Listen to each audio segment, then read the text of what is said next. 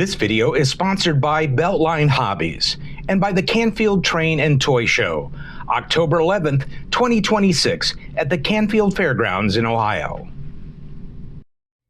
Hi everybody, it's Chris at the Cloverdale Transit Authority, and today we got a little work on a project locomotive that I bought at York for pennies on the dollar. And I always like this switcher, which is an H1244, I believe. And this was originally, I think, well, it was made by Lionel in 1999. That's what's on the side of this die-cast body. But it's very much a Frankenstein. So it is a body that's different from the running frame, and it's just sort of been cobbled together, which is why I got it cheap. But I wanted to kind of get this as a beat-up old switcher running around the yard, maybe just parked off, especially if I can't get it running, parked off on a siding or something. It is missing the railings. There's railings on both sides that wrap around the front. I don't know if I could ever find those parts, frankly. But it's okay. It does light up. When I put it on the track, it does buzz. So it has a conventional frame on it with an E unit in it. So we're going to kind of pull this apart a little bit, clean it, see if we can get it running, and then we'll have another piece that we can use to tell a story on the layout. So let's get started. Okay, so again, this shell is a die-cast shell for a Lionel 9087 switcher.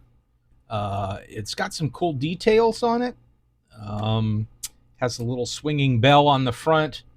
And it was a much more complex locomotive in its day. There was even a little magnetic hatch up here, probably controls for the inside of this.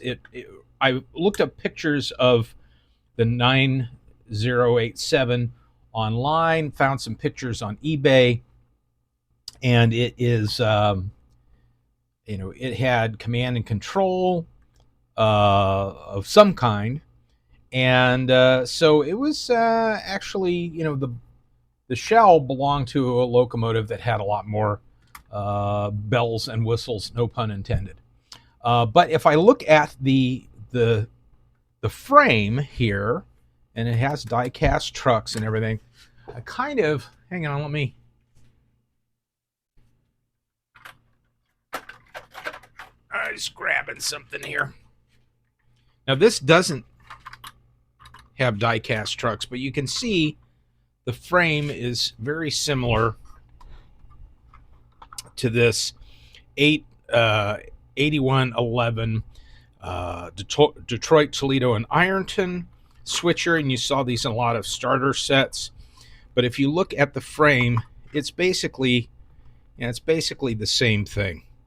This one doesn't have the functioning couplers, and it's a little bit different here in the back, but it's just this basic metal frame, and you can see that they probably took this off of something, because this is not what the frame looks like for this 9087. It has little wire, instead of these being stamped, it's kind of like little nickel plated wire railings and everything else. So all right, so let's set that aside. Let's get this back out. Let me pop the shell off. Because it doesn't, like with this, you can see that it has screws on either end.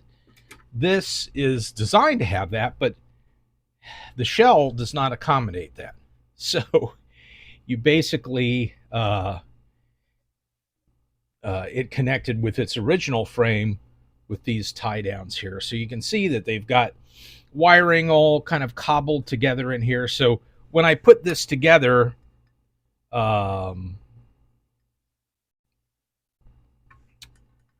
it'll just sit on here. It's not going to go anywhere. But interesting, there's a note in here. It says built by Turner Shops.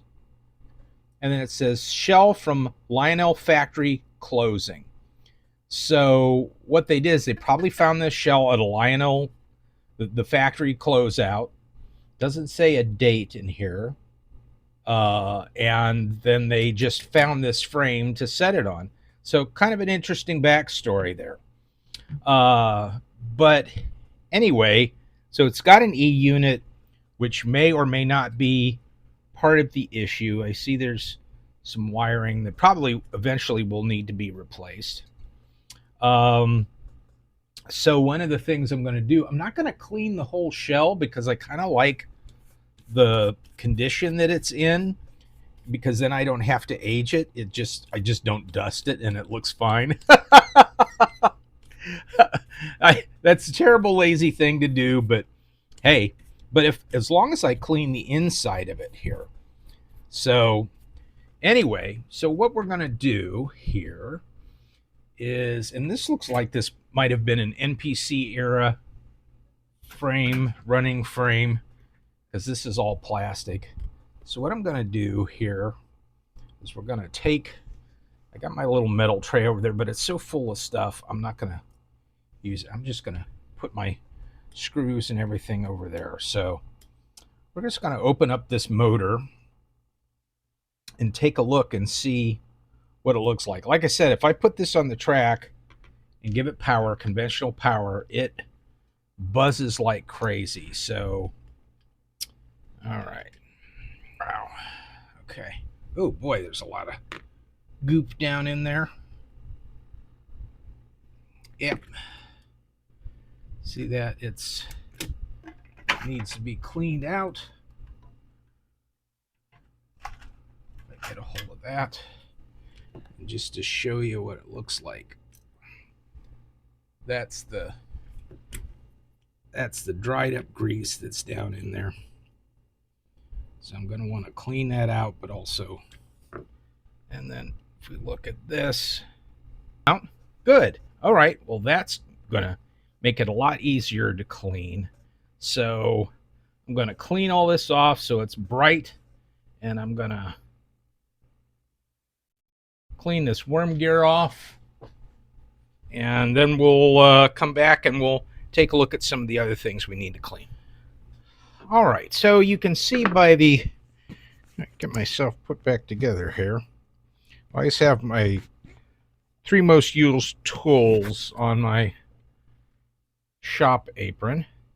But what I did was I did spray some contact cleaner, WD-40 contact cleaner in there to make sure that there wasn't anything gumming up in there. And if you can see on the bottom, there's the E unit. And it should be in place. And I'm going to hit it a little more on the bottom. This is the quick, easy way to handle these E units without taking them apart and fixing. What I'm trying to do is I'm trying to collect rebuilt or pre-owned E units, and then if I have a problem with something like this, I can take it out and worry about rebuilding this later and put one in that I know that works, and it's a quick fix. So and then I am also, something else I'm seeing is I am seeing a lot of stuff built up on these wheels and also on the power pickups. So I am going to get those clean as well. And I know you guys have seen me do this before. Also, while I'm at it, I'm going to add a little more grease to that gear right there. So, all right. Well, now that we got the motor clean, and I'm going to set it on, and really these need to be clean too. But, oh, here's something else. Here's these gears in here. I'm going to put a little grease on these. Just while I have it here. And then I'm going to oil up all these other things. But before I do that, I'm gonna, that way they're all greased up. I see here's something that's bent. So I'm gonna try to bend that back just a little bit. Yeah, that helped. Oh, there's that's out there. Okay. But first thing I'm going to do is I'm going to clean up all the contact points here, which means the wheels and the track pickups. But before I do that, I'm going to put it on the track, flip the body back over here, and put it on there and see if I'm getting any kind of movement now that the motor is cleanish. All right, so I've got it on there and it's getting power, and when I toggle the direction I can hear the E unit changing, but it does not want to go. So I'm going to clean the wheels off. Even though it's getting power, it may not be getting enough power to turn the motor. That's one guess. So I'm going to try to clean the wheels with my wire brush and see if that makes a difference. All right, so I have been fiddling. And one of the things I did was I removed the E unit because I knew that it was not in good health, so to speak. Just was, the fingers weren't working right, whatever. And I thought, okay, well, I just want to get this thing running. So let me bypass the E unit, which I did in the way I know how. Still nothing, which is really weird. But I thought, well, either that, I have it wired incorrectly, which I don't think I do, but it still didn't work. So, I'm thinking, well, maybe it's got to have an E unit based on this. I'm used to doing that with post-war locomotives, especially steam locomotives, but I'm not exactly sure with this one. It should be the same, but it's really weird. So I took that out of there, and yeah, I'm looking there. There's some fingers that are bent, and this, the thing that rotates the drum does not move smoothly. It looks like it's bent. So I took it out just to see if I could get it running, and I'll rebuild this. But in the meantime, I have this running frame, which if any of you watch the channel have seen this before. Got it for, I think, $15, and I keep taking parts off of it. I removed the truck. This is actually a truck that was replaced on something else. There's a motor in here, but there's an E unit, and I know it works because I put this all on the track, and it moves.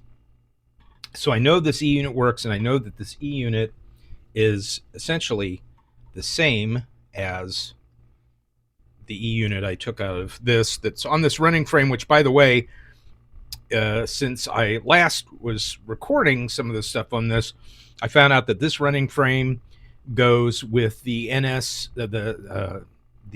Santa Fe NS2 switcher from the, I think, early 70s, mid 70s, something like that. So that's where this came from. And of course, this shell is from the Lionel. What is it? Something 1244. I don't know why I keep forgetting this. Anyway, so this is a bad E unit. It can be rebuilt because it's, fairly new. It's just, it needs some parts either fixed or replaced in there. And so I'm going to take this unit out. I'm going to photograph this so I know where everything is going. and then I can go ahead and try to put it in here and see if we can get this dang thing running. Okay, so I photographed everything so I can see exactly what's going where. And it's interesting because there is a because they have these two incandescent bulbs in here, they're just taped in there. They don't have like a socket or anything. They have to run additional ground for the second wire on both bulbs to the frame of the locomotive. So I'm going to leave all that, and I've already taken the wire nut off of this. I'm going to take the soldering off of some of everything else here, with the exception of this line that's coming from the pickup roller. And let me see if I can at least get the new this new E-unit installed, and see if that makes things work. That's the only thing I can think of. I'm sure there's some electrical wizards out there who are like, oh, I see what's going on. But hey, leave a comment. If I can't get this working, at least I'll be able to read the comment and say, okay, what's wrong? But this is what I'm surmising, that I've got to get this wired in properly. This may not, some of these wires were in some odd places. Not sure exactly why. And also I do know that the E-unit itself down here in the drum has got some issues. So that could be simply the entire problem. But I'm going to kind of clean up some of this wiring. All right, I'll be back. Okay, folks. I'm not even sure where I'm at in the making of this video because it's been a week since I said, what did I say? What was the last thing I said in the video? I guess I could go back and watch it, but it's not that important. I said, hey, I'm going to work on getting this one of my out of my parts box, getting this this E-unit wired in here, wired on, and then it still wouldn't turn. And I'm like, okay, the motor wouldn't turn. I could hear the E-unit engaging, I could see it engaging, so the other E-unit was definitely bad, needs to be rebuilt. This one I got off of a running frame that I had mentioned and shown and hooked it up, still wouldn't run. I'm like, wow, what is this? So I literally took the truck and the motor and everything off, and I tried to power it. I tried to go around and you can see I've even taken off the coupler and everything else. I tried to bypass that, the E-unit, still nothing.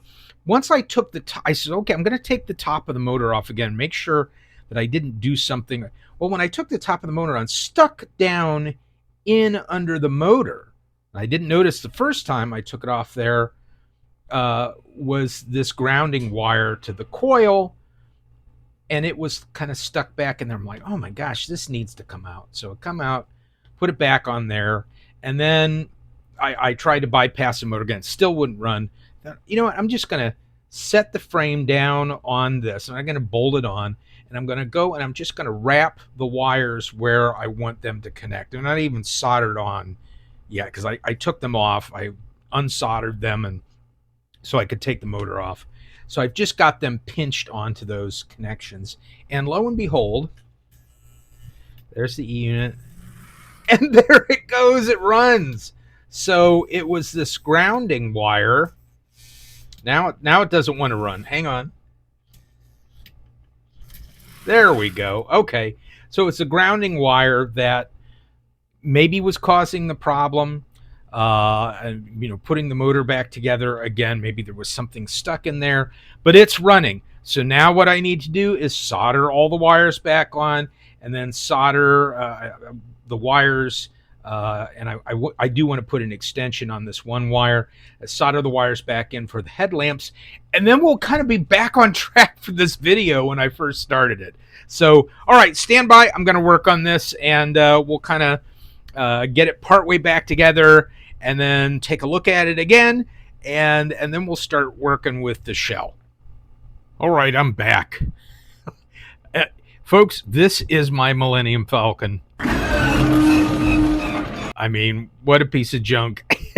I got stuff going everywhere. I did obviously get it to run, but after reassembling, oh my God, the truck underneath the motor, what a nightmare. I hate to say this because I love Lionel, but man, you know what, guys? I think some of the Lionel engineering, especially from this time period, was shaky at best. So, like my camera work. Yeah, so after some of the ugliest soldering I've ever done, this is getting ready. I'm gonna put the shell on carefully, not to pull any of these wires out, and then I'm gonna see if the lights come on. I'm gonna see if it moves. Cross your fingers. Okay, well, as you can hear, it has got a loud E unit, probably because of all the wiring that's in here. It does, headlamp does light up, the cab lights up, and it does move.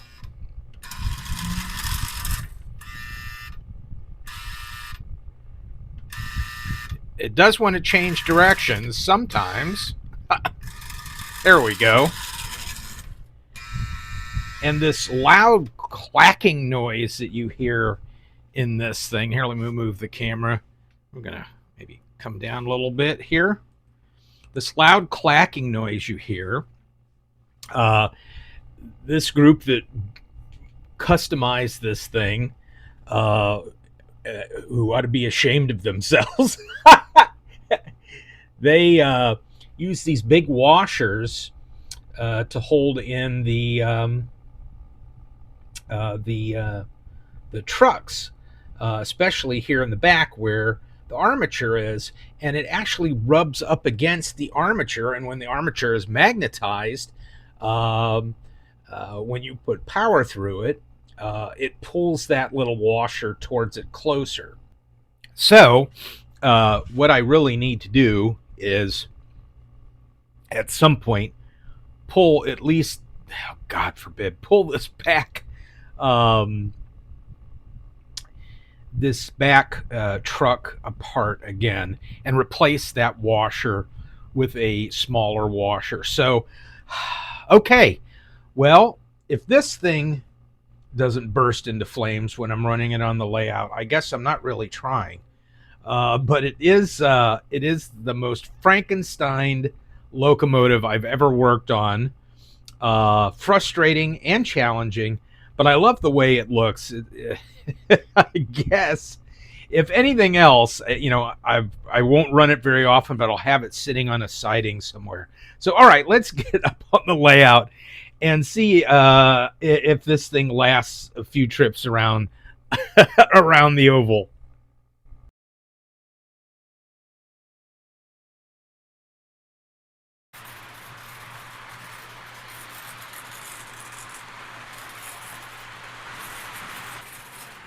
Well, it's moving. You can hear that rattling sound. That's that washer. So I'll get that replaced. That shouldn't be too bad. But other than that, it actually runs pretty smoothly. And I think if given enough time on the throttle, it will run even better. But it still is a real crappy kind of project. This is one of the worst locomotives I've ever fixed up. I've fixed up worse, but this is the one that just kind of came out in a really bad way. I mean, it just isn't much better. I guess if you don't see all that crap on the inside, it's not so bad. All right, well, we'll get a few shots of it running, and thanks so much. Don't forget to subscribe and to like us on Facebook and Instagram, and we will catch you on the next video.